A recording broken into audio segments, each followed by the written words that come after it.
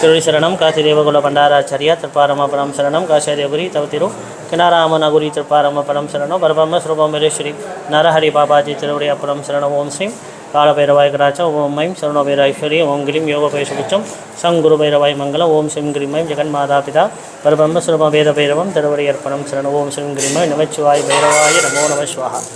எல்லாருக்கும் வணக்கம். இன்றைக்கி நம்ம திருவிசநல்லூர்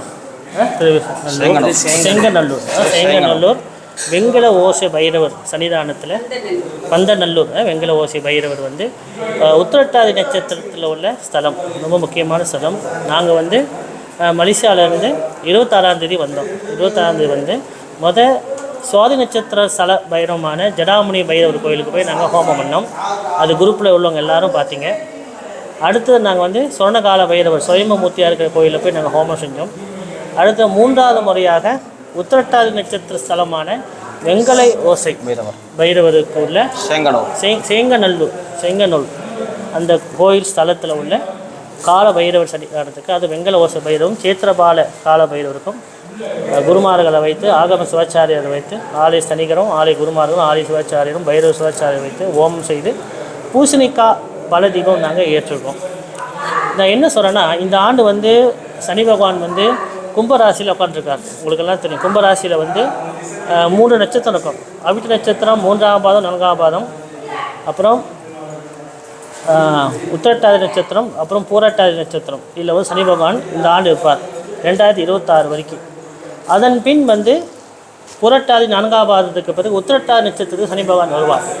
அப்போ உத்திரட்டாதி நட்சத்திரக்காரங்களுக்கு பகவானான சனீஸ்வர பகவான் பார்வை ஆரம்பித்ததால் எல்லோரும் என்ன செய்யணும்னா, மலேசியாவில் உள்ளவங்களும் சரி, சிங்கப்பூரில் உள்ளவங்களும் சரி, இந்த புவனேஸ்வர பயிர் வெளிப்பாட்டை சேர்ந்தவங்க, வெளிநாட்டில் உள்ள நோர்வே, யூகே, லண்டன் இல்லை உள்ளவங்க தயவு செய்து ஒரு முறையாவது இந்த உத்திரட்டாதி நட்சத்திர ஸ்தலமான செங்கநல்லூர் உள்ள வெங்கல ஓசை பைரவருக்கு தயவு செய்து ஹோமம் பண்ணி நீங்கள் பலதீபம் ஏற்றி ஆலய குருமார்களை வைத்து நீங்கள் விசேஷமான ஒரு பிரார்த்தனை செஞ்சுட்டு போனால் ஏழை சனி பாதிப்போ, கஷ்ட துஷ்டங்களோட பிரச்சனைகளோ, செய்வினை சூனிய மாய மந்திரங்கள் எது இருந்தாலும் அது நிவர்த்தி ஆகிடும். அதனால் பைரவர் தான் 9 நவக்கிரகத்துக்கு ஆதி குரு, அது எல்லாத்துக்கும் தெரியும்.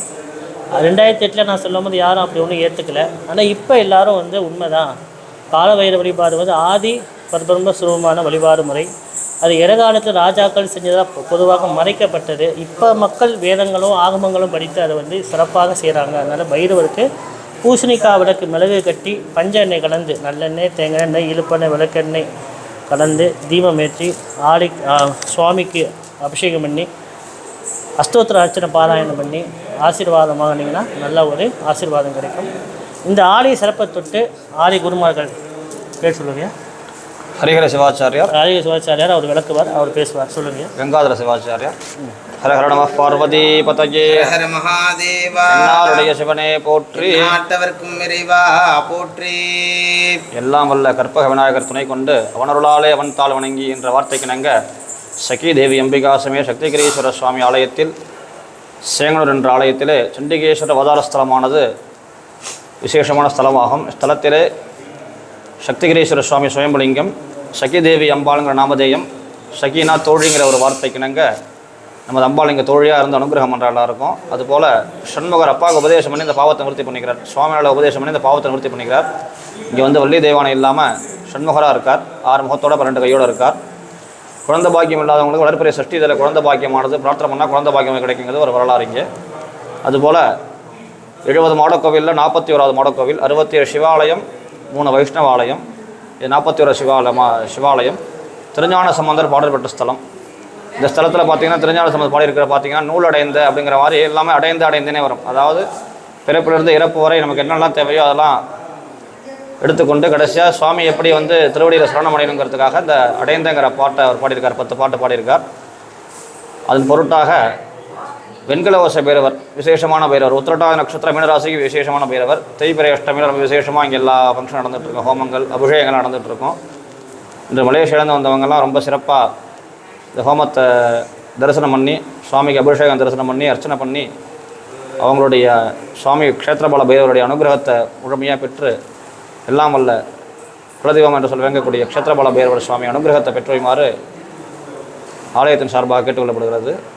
உத்திரடாதி நட்சத்திர மீனராசி பரிகார பைரவர் அப்படிங்கிறவர் மீனராசிக்கு மட்டும் பரிகாரம் கிடையாது. க்ஷேத்திரபாலகர், சத்ரு விநாசகர்னு பேர். நம்மளுடைய இருக்கக்கூடிய சத்ருக்களை வந்து அழிக்கக்கூடியவர். காசு பணங்கள் காணா போயிடுச்சு, பணங்கள் வர வேண்டிய பணம் வரல அப்படின்னா நியாயமான தர்ம மார்க்கேன அப்படின்னு சொல்லியிருக்காங்க சமஸ்கிருதத்தில். நியாயமாக இருக்கிறது, தர்மமாக இருந்தால் அந்த காரியம், அந்த பணமானது திரும்பி நம்மகிட்ட வருங்கிறது ஒரு ஐதீகம். க்ஷேத்திரபால பைரவர் அந்தளவுக்கு அனுகிரகமான இருக்கக்கூடியவர்.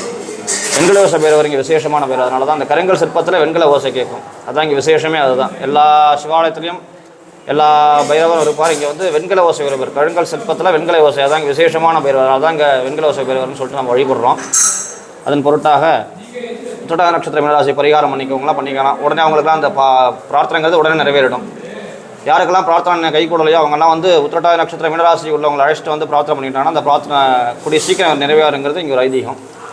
அதன் பொருட்டாக இன்று மலேசியாவிலேருந்து வந்து அவங்கெல்லாம் சிறப்பாக ஹோமம் பண்ணி அபிஷேகம் பண்ணி சிறப்பான முறையில் பூஜைகள்லாம் பண்ணி நமது பைரவருடைய அனுகிரகத்தை பற்றியுமாறு சக்திகிரீஸ்வர சுவாமி சக்தி அம்பியை பிரார்த்தனை பண்ணி செய்து கொண்டு கொள்கிறேன். நம பார்வதி பதயே ஹர ஹர மகாதேவா. பேச போகிறீங்களா? சரி. அதாவது இந்த ஆலயத்துக்கு வந்து எப்படி குருமார்களை பார்த்து சிவாச்சாரியர் எப்படி பார்ப்பதுன்ட்டு நம்ம இப்போ சுத்தமான காசி கால பண்டார பைரவ் காட் மலேசியாவில் உள்ள அட்மின் உமாதேவி அம்மா நம்பர் சொல்கிறேன், எல்லாம் எடுத்துங்க. ஏன்னா வெளியூருக்காரங்களும் இந்த நம்பர் தெரியாமல் என்கிட்ட கேட்குறீங்க. கோஷம் 1 4 3 கோஷம் 9 6 7 கோஷம் 7. அவங்க உமாதேவி அம்மா, அவங்க தான் குரூப் அட்மின். அவங்க தொடர்பு கொண்டீங்கன்னா நாளை குருமார்களோட விவரங்களோ இதோட பூஜை முறைகள்லாம் சொல்லுவாங்க. நீ தெரிஞ்சுக்கிட்டு அவங்க தொடர்பு கொண்டு அடுத்த முறை வந்து எல்லோரும் இங்கே வந்து பூஜை புனஸ்கார ஹோமங்கள் கண்டிப்பாக செய்யணும். எல்லாம் பைரவ சித்தம். காசிகால பைரவி, பைரவ சரணம், ஜெகன்மாதா புவனேஸ்வரி திருவடி சரணம். சரி.